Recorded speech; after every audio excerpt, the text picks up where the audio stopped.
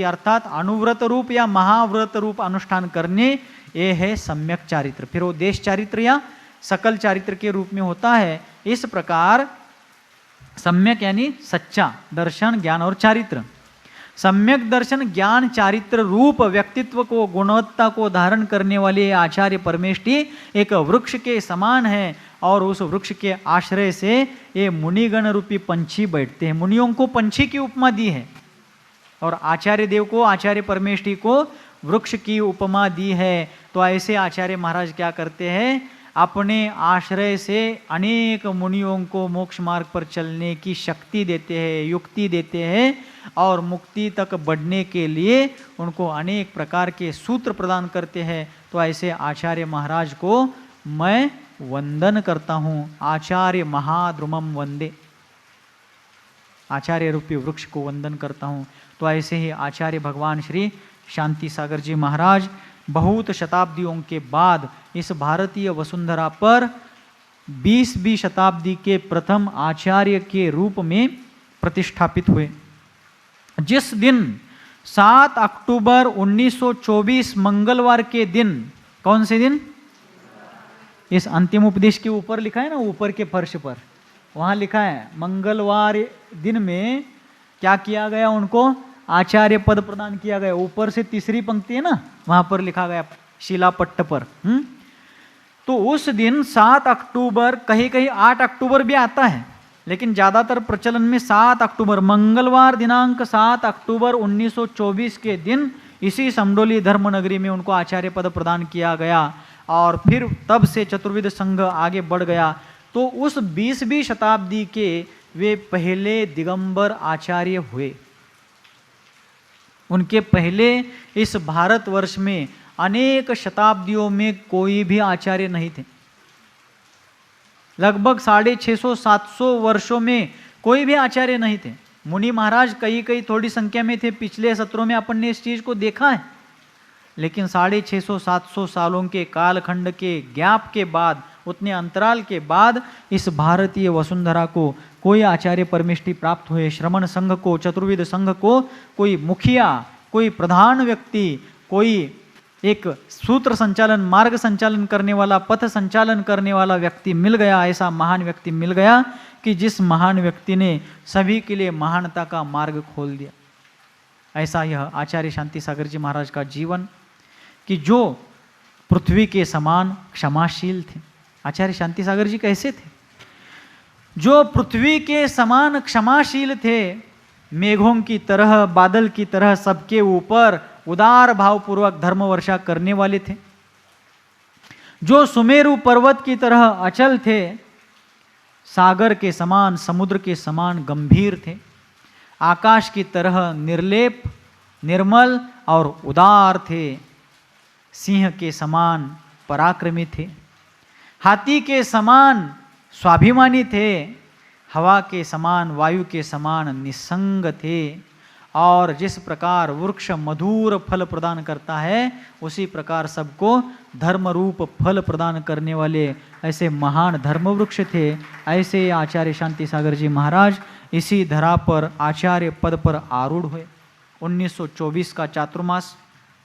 मुनि महाराज कैसे दीक्षा दे सकते हैं, ऐसा इनका प्रश्न है। असल में दीक्षा देने का मुख्य अधिकार तो आचार्य परमेष्ठी को होता है, लेकिन यदि आचार्य महाराज उपस्थित नहीं है, विद्यमान नहीं है, दूर दूर तक नहीं है, तब अपवादात्मक रूप में या अपवाद मार्ग के रूप में मुनि महाराज भी भव्यात्माओं को मुनि दीक्षा प्रदान कर सकते हैं।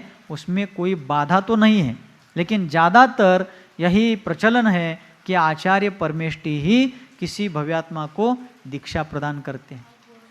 इस प्रकार क्या हो गया, 1924 में आचार्य पद पर आसीन होने के उपरांत उसी दिन उन्होंने वीर सागर जी महाराज जो शुल्लक अवस्था में थे उनको मुनि दीक्षा प्रदान की। वे ही वीर सागर जी महाराज आचार्य शांति सागर जी महाराज के प्रथम पट्टाधीश हो गए। बराबर। अभी पंचम पट्टाधीश कौन है? आचार्य वर्धमान सागर जी महाराज है। तो वीर सागर जी महाराज इस आचार्य परंपरा के प्रथम पट्टाधीश है। आचार्य शांति सागर जी महाराज ने उनको इसी भूमि में क्षुल्लक से मुनि पद उसी दिन प्रदान किया था, दशहरे के दिन 7 अक्टूबर 1924 के दिन।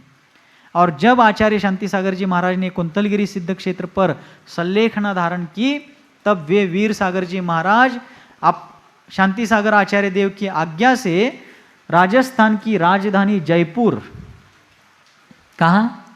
राजस्थान की राजधानी जयपुर महानगर के बाहर एक चूलगिरी अतिशय क्षेत्र है, आप लोगों ने देखा होगा। तो चूलगिरी अतिशय क्षेत्र के नीचे 2 नसिया जी हैं। नसिया का मतलब अपन मराठी में उसको निषिधि बोलते हैं, निषिधि, संस्कृत में उसको निषद्दिका भी बोलते हैं। तो वहाँ राणा जी की नसिया, हम लोग वहाँ रह चुके हैं, तो वहाँ राणा जी की नसिया वगैरह, खानिया जी वगैरह वहाँ ग्राम पड़ते हैं। तो वहाँ वीर सागर जी महाराज उस समय 1955 का चातुर्मास कर रहे थे। तब आचार्य शांति सागर जी महाराज ने कुंतलगिरी सिद्ध क्षेत्र पर रहते हुए आचार्य पद का त्याग किया और पत्राचार के द्वारा अपने प्रधान शिष्य वीर सागर जी महाराज को मैं अपना उत्तराधिकारी, इस संघ का अधिनायक बनाता हूँ, इस प्रकार की घोषणा करके उनको अपने बाद इस संघ का प्रथम पट्टाधीश बनाया। वे ही वीर सागर जो यहाँ पर क्षुल्लक से मुनि बने थे।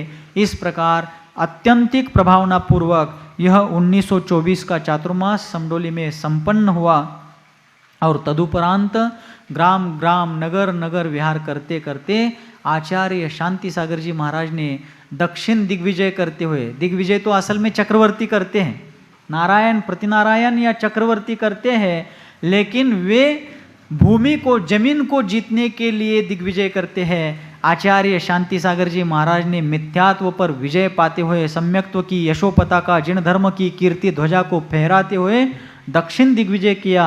और 1925 में, ईस्वी सन 1925 में गोमटेश्वर बाहुबली भगवान की जो प्रतिमा एक महान ऐतिहासिक और विश्व कीर्तिमान को धारण करने वाली प्रतिमा है, श्रमण संस्कृति का गौरव प्रदान करने वाली वो प्रतिमा है। और ऐसी प्रतिमा ईस्वी सन 981 में, कब? ईस्वी सन 981 में जिसका निर्माण कार्य, शिल्प कार्य पूरा हुआ और ईस्वी सन 981 में ही चामुंड राय ने उस प्रतिमा जी का पंचकल्याणक सहित महामस्तकाभिषेक प्रथम बार संपन्न कराया। सिद्धांत चक्रवर्ती नेमीचंद्र आचार्य देव के निर्देशन मार्गदर्शन सानिध्य में उन गोमटेश्वर बाहुबली भगवान के महामस्तकाभिषेक के लिए उस समय चारित्री चक्रवर्ती आचार्य भगवान श्री शांति सागर जी महाराज ससंग का विहार श्रवण बेलगोला की ओर हुआ। और 1925 के महामस्तकाभिषेक में आचार्य शांति सागर जी महाराज ने अपना सानिध्य प्रदान किया। लेकिन सानिध्य प्रदान करने के लिए जब वे श्रवण बेलगोला जा रहे थे, कहाँ जा रहे थे? श्रवण बेलगोला जा रहे थे कर्नाटका में, तब विहार करते करते बेलगांव जिला करते करते आगे गए और हुबली में पहुंच गए। कर्नाटका में एक बड़ा शहर है हुबली। हुबली में पहुंचे और हुबली के आसपास वहाँ लिंगायत बंधु बहुत बड़ी संख्या में रहते हैं। और हुबली नगर में उस समय एक बहुत बड़ा लिंगायत मठ था जिसके आसपास बहुत प्रसिद्धि थी। हजारों लाखों शिष्यगण भक्तगण उस मठ से जुड़े हुए थे और उस मठ के मठाधिपति थे सिद्धारूढ़ स्वामी। लिंगायत गुरु थे, लिंगायत शैव समाज के, लिंगायत समाज के वे गुरु थे, बहुत प्रसिद्ध थे, ख्याति प्राप्त थे और उनके समाज में उनका बहुत बड़ा आदर था। और वे सिद्धारूढ़ स्वामी उस मठ के अधिपति थे, संचालक थे, उस संस्थान के मुखिया थे। जब आचार्य शांति सागर जी महाराज हुबली नगर में आए हैं ऐसा उन्होंने सुना, कोई दिगंबर तपस्वी, बहुत महान तपस्वी अपने नगरी में आए हुए हैं, ऐसा जब सिद्धारूढ़ स्वामी जी ने सुना तब उनके मन में बहुत श्रद्धा भक्ति जागृत हुई और उन्होंने अपने शिष्यों के सामने अपना मनोभाव व्यक्त किया, मनोदय व्यक्त किया कि मुझे उन दिगंबर तपस्वी का दर्शन करना है। वे सिद्धारूढ़ स्वामी क्या कहने लगे? मुझे उन महान साधक का दर्शन करना है कि जिनकी तपस्या की सुगंधी सर्वत्र महक रही है, ऐसे तपस्वी का मुझे दर्शन करना है। ऐसे विचार जब सिद्धारूढ़ स्वामी जी ने व्यक्त किए तब उनके शिष्यों ने उनके लिए मेना और पालकी वगैरह सजाई। वे मेने में बैठकर, पालकी में, डोली में बैठकर के प्रवास करते थे, बहुत ताम झाम के साथ। छतरी, चंवर, छत्र चंवर वगैरह सब उनके ऊपर धारण किए जाते थे। तब जब उन्होंने भावना व्यक्त की कि मुझे आचार्य शांति सागर जी महाराज के दर्शन करने हैं, तब उनके शिष्यों ने, उनके भक्तों ने उनकी पालकी, मेने वगैरह सब सजा दिए। और जब स्वामी जी सामने बाहर आ गए अपने स्थान से उठकर, उन्होंने देखा पालकी वगैरह सजाई गई है, तब वे कहने लगे, अरे जिसके पास कोई घर नहीं है, जिसके पास कोई संपत्ति नहीं है, आकाश ही जिसके वस्त्र है, जिसने शरीर पर एक धागा तक धारण नहीं किया है, और जिसकी तपस्या के सामने स्वर्ग के देवता भी नम्रीभूत होते हैं, उसके सामने मैं पालकी में बैठकर जाऊंगा?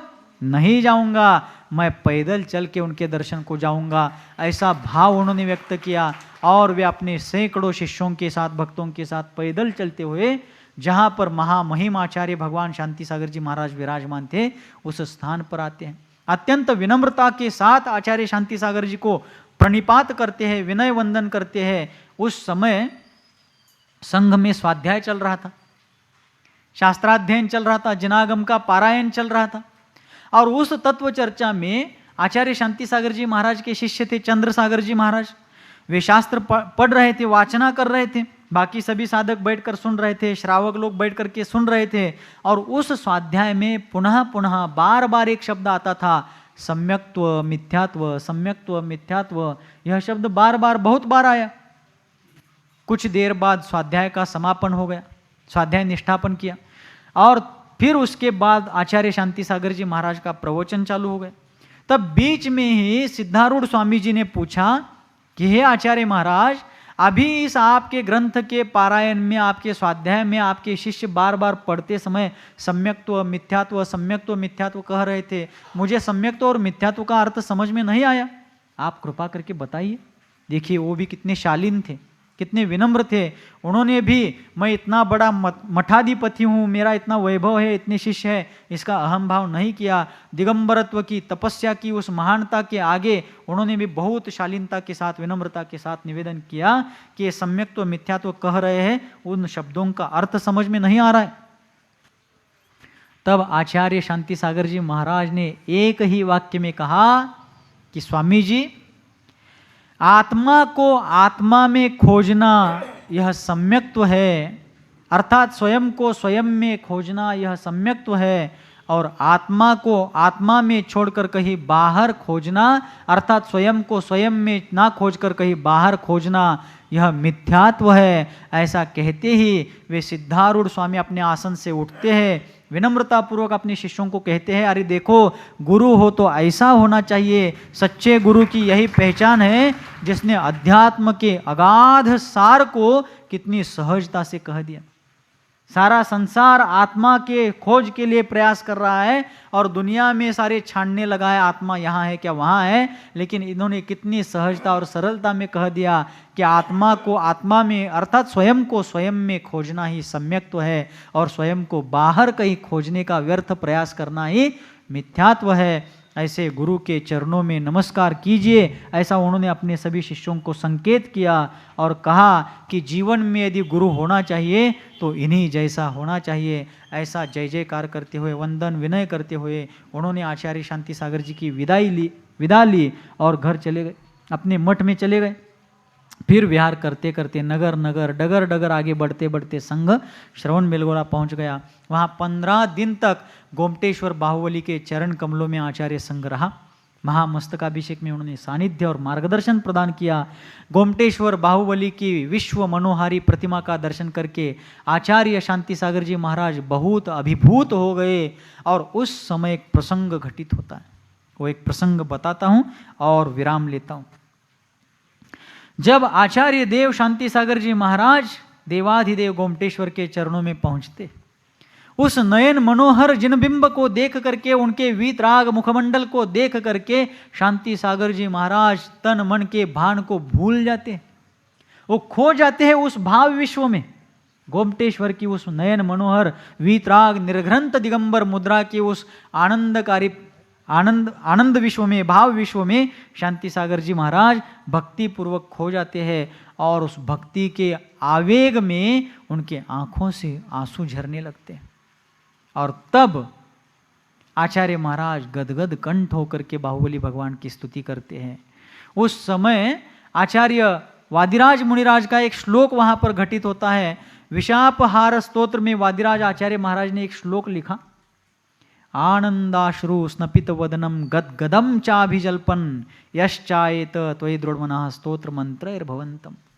वादिराज आचार्य देव कहते हैं कि हे वीतराग भगवान, जो महात्मा, जो भव्यात्मा, जो पुण्यात्मा अत्यंत भक्ति भाव से ओत प्रोत होकर के, गदगद होकर के आनंद के आंसू जिसके आंखों से झर रहे हैं और उन आनंद के आंसुओं के द्वारा जिसका मुख धुल रहा है, उन आनंद के आंसुओं से जिसका मुख कमल धुल रहा है, ऐसा व्यक्ति अनेक स्तोत्र स्तुति स्तोत्रों के द्वारा आपकी स्तुति भक्ति स्तुति करता है, तब वह वास्तव में भक्ति करता है। वही वास्तविक भक्ति है, सच्ची भक्ति है, अच्छी भक्ति है, श्रेष्ठ भक्ति है। तो आचार्य शांति सागर जी महाराज की आंखें एक झरने की तरह बह रहे थे। बाहुबली भगवान के दर्शन के भाव विश्व में वो तल्लीन हो गए। उसी समय जब उनका भाव उसमें तल्लीन था, कुछ देर बाद उनकी भाव भंगिमा थोड़ी सी खंडित होती है। तब वहां दर्शन के लिए आए हुए बहुत से लोगों, अन्य लोगों में से किसी एक ने आचार्य महाराज को पूछा कि महाराज, वो व्यक्ति, पूछने वाला व्यक्ति इतना श्रद्धालु नहीं था, तो उसने रुक्ष भाव से पूछ लिया, रुखे भाव से पूछ लिया कि महाराज, इस पाषाण को देख करके आपकी आंखों में पानी क्यों आया? क्या पूछा?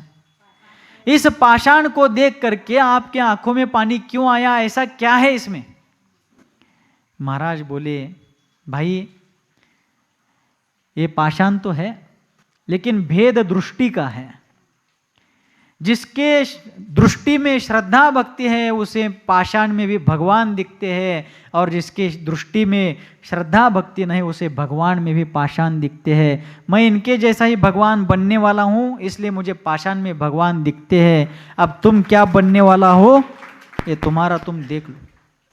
इतने बड़े आचार्य, इतने महान आचार्य, जिनकी चर्या, जिनकी साधना, जिनकी तपस्या आने वाले इस पंचम काल के, चल रहे इस पंचम काल के अंतिम समय तक यह आदर्श रूप रहेगी, उपकृत करेगी श्रमण संस्कृति को।